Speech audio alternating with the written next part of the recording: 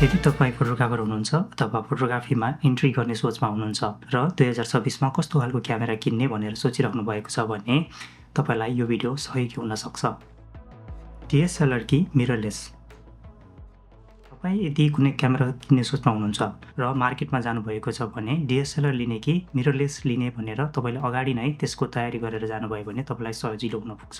किनकि अहिले मार्केटमा DSLR र मिररलेस गरेर दुई तरिकाको क्यामेराहरू पाइन्छ र दुवै थरी क्यामेराका विभिन्न फाइदा र बेफाइदाहरू छन्। अहिले बजारमा धेरै जसो भने नयाँ आउने क्यामेराहरू मिररलेस क्यामेराहरू हुन्।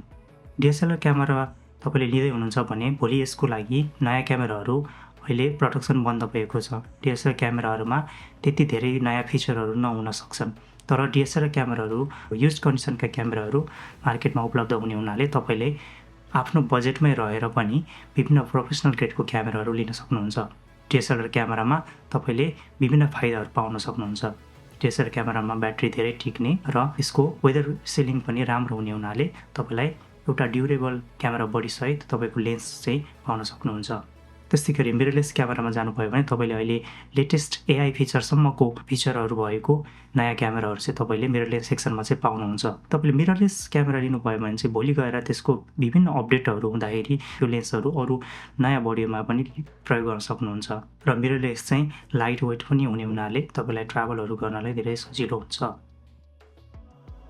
क्यामेरा बडी वा लेन्स?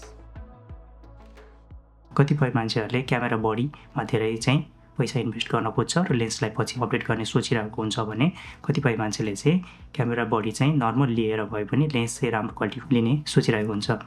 यो किन जरुरी छ त भन्दाखेरि तपाईँले एउटा राम्रो लेन्स प्रयोग गर्नुभयो भने तपाईँलाई क्वालिटी म्याटर गर्छ। क्वालिटी चाहिँ धेरै जरुरी छ भने तपाईँले लेन्स राम्रो किन्नुपर्ने हुन्छ।